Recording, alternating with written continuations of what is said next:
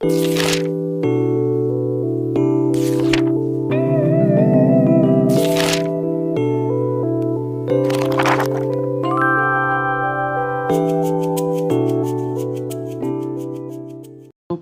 Reporter series के लिए ये 160 शब्द प्रति मिनट की गति से कुल 1600 शब्द होंगे। अगर आप हमारे चैनल पर नए हैं तो चैनल को सब्सक्राइब कर लें और बेल आइकन को दबाना बिल्कुल भी ना भूलें, ताकि हमारी आने वाली सारी लेटेस्ट वीडियो आप तक सबसे पहले पहुंच सके। तो चलिए फ्रेंड्स, देर ना करें, शुरू करते हैं। स्टार्ट। उपसभापति महोदय, यह जनता पार्टी की सरकार पूरी की पूरी कांग्रेस पार्टी को बदनाम करने पर तुली हुई है और श्रीमती इंदिरा गांधी के खिलाफ ही सारा प्रचार किया जाता है। मैं यह स्पष्ट रूप से कहना चाहता हूं कि अगर इस देश में यह भावना फैल गई कि इस देश के नेता बेईमान है, पूरा नेहरू परिवार बेईमान है, श्रीमती इंदिरा गांधी बेईमान है और यह भावना उनके अंदर घर कर गई तो इस देश से जनतंत्र का अंत हो जाएगा। उसी दिन से इस देश में कोई संसद की हुकूमत नहीं रहेगी, सारा शासन प्रबंध सेना के हाथ में चला जाएगा और फिर इस देश की समस्याओं का कोई हल नहीं निकल सकता है। ऐसी स्थिति में यह देश खंड खंड और टुकड़े टुकड़े हो जाएगा।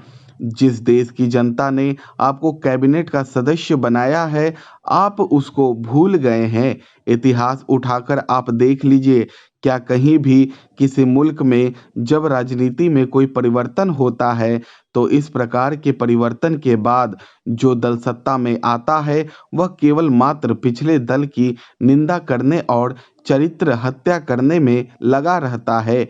अमेरिका के अंदर राज सत्ता में एक निश्चित समय के बाद परिवर्तन होता है, लेकिन वहां पर पिछले दल की निंदा नहीं की जाती है। इसी प्रकार से इंग्लैंड के अंदर भी राज सत्ता के अंदर परिवर्तन होता रहता है और इजराइल के अंदर भी इसी प्रकार से परिवर्तन होता है, लेकिन जो दल सत्तारूढ़ होता है वह पिछले दल के संबंध में कोई निंदा नहीं करता है, बल्कि अपनी नीतियों को कार्यान्वित करने के लिए ठोस और समयबद्ध कार्यक्रमों पर अमल करता है। कांग्रेस की सरकार की नीतियों को इस देश की जनता अच्छी तरह से जानती है और यह भी जानती है कि चाहे श्रीमती इंदिरा गांधी के शासन ने गलतियां की हैं, लेकिन उसका कांग्रेस की नीतियों में दृढ़ विश्वास है। वह इस सरकार की निंदा संबंधी बातों को स्वीकार नहीं करती है। मान्यवर, जो विधेयक श्री भूपेश गुप्त द्वारा इस सदन के सम्मुख रखा गया है, मैं उसका समर्थन करता हूं, क्योंकि यह विधेयक एक बहुत छोटी बात मानता है। भूपेश गुप्त जी ने कहा है कि अगर इस सदन में और लोकसभा में किसी प्रश्न पर बहस हो तो उस प्रश्न को हल करने के लिए दोनों सदनों का एक संयुक्त अधिवेशन हो। और इस संबंध में मुझे एक बात याद आती है, जब प्रीवी पर्सेज को बंद करने का प्रस्ताव लोकसभा में पारित होकर राज्यसभा में आया, उस समय यहाँ सिर्फ 1/3 वोट से वह पारित कर दिया गया और उसका ऐसा नतीजा हुआ। मैं उनके बिल का समर्थन करते हुए उसके उदाहरण में एक बात कहना चाहता हूँ। मेरा कहना यह है कि अगर यह अवसर पैदा नहीं होता तो यह बड़ी समस्या पैदा नहीं होती।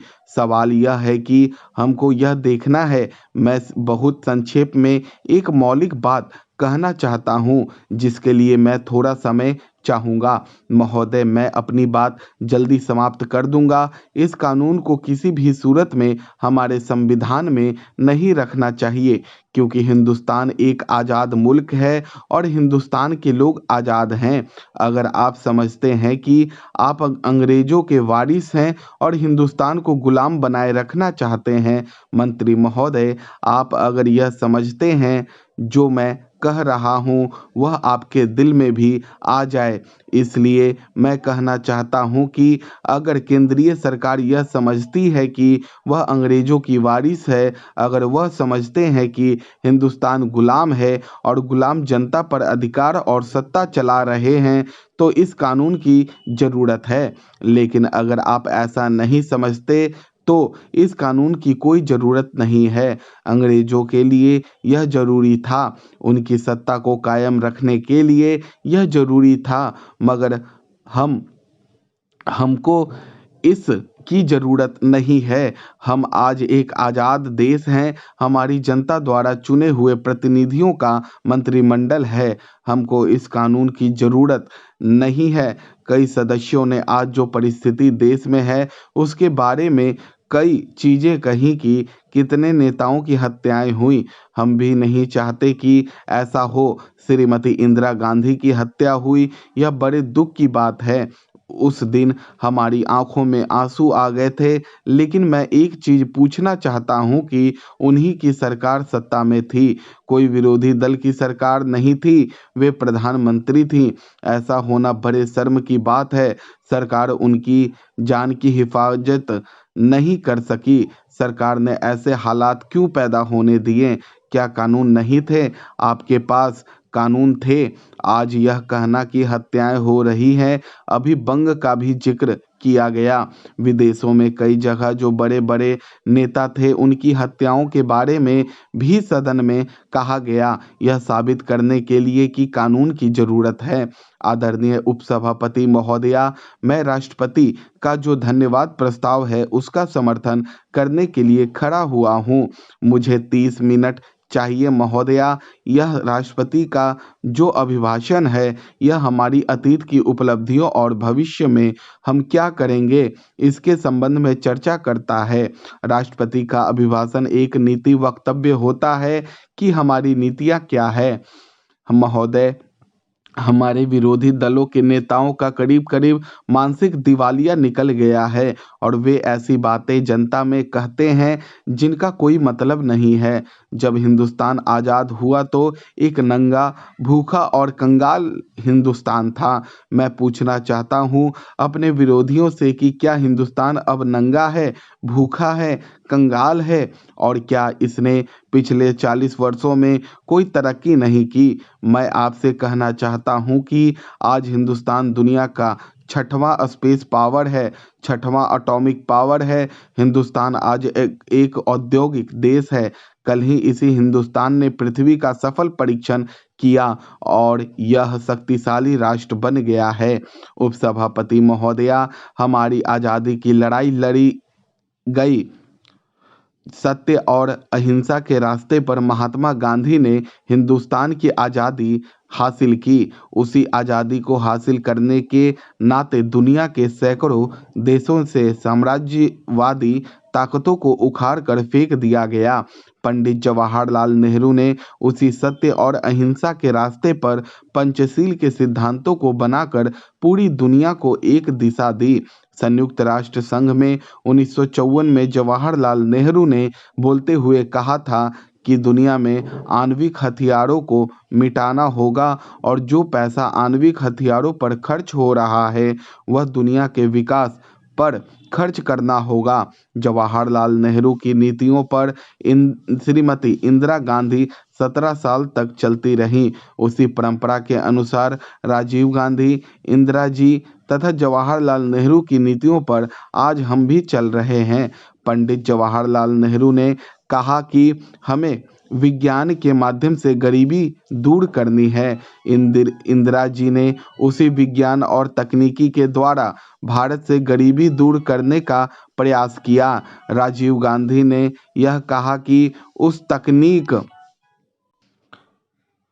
क्रांति को प्राथमिकता दी जाएगी। राजीव गांधी ने कहा कि हमें अपने हिंदुस्तान की परिस्थितियों के अनुकूल अपने सीमित साधनों के माध्यम से हमें अपने देश को आगे बढ़ाना है। मैं विरोधी दलों के नेताओं से पूछना चाहता हूं, दुनिया का एक भी ऐसा देश वे बता दें जिस देश में लोकतंत्र भी हो, समाजवाद भी हो, धर्मनिरपेक्षता भी हो, राष्ट्रीयता भी हो। मैं यह जानना चाहता हूं विरोधी दलों के नेताओं से कि ऐसा दुनिया का विशाल देश जो उन नीतियों पर, सिद्धांतों पर चला हो। रूस और चीन के देशों में पेट की आज़ादी है।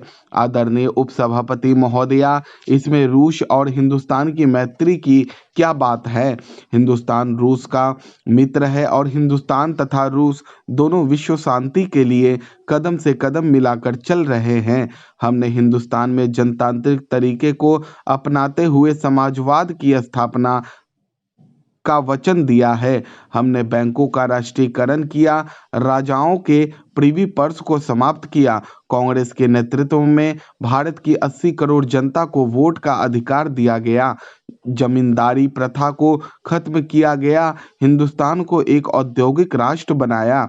हिंदुस्तान को कृषि की दृष्टि से मजबूत बनाया, तकनीकी की दृष्टि से मजबूत बनाया। 20 सूत्री कार्यक्रम के माध्यम से श्रीमती इंदिरा गांधी ने हिंदुस्तान के करोड़ों करोड़ सर्वहाराओं के दिलों में आशा का चिराग जलाया। करोड़ों भूमिहीनों को भूमि, करोड़ों बिना घर वालों को घर, करोड़ों बिना जमीन वालों को जमीन देने का फैसला किया। हिंदुस्तान के 3000 वर्ष के इतिहास में दिल्ली के किसी हुक्मरान ने भारत की सर्वहारा जनता को देश की दौलत में हिस्सेदारी देने का सिद्धांत स्वीकार नहीं किया था। इंदिरा गांधी विश्व की पहली नेता हैं। दिल्ली की हुकूमत पहली है जिसने फरमान जारी किया कि 20 सूत्री कार्यक्रम के माध्यम से करोड़ों लोगों को भागीदार बनाया जाए। स्टॉप। दोस्तों, ये पार्लियामेंट रिपोर्टर सीरीज के लिए डिक्टेशन थी। अगर आप हमारे चैनल पर नए हैं तो चैनल को सब्सक्राइब जरूर कर लें और बेल आइकन को दबाना बिल्कुल भी ना भूलें ताकि हमारी आने वाली सारी लेटेस्ट वीडियो आप तक सबसे पहले पहुंच सके। तो चलिए फ्रेंड्स, मिलते हैं नेक्स्ट वीडियो में। तब तक के लिए बाय बाय।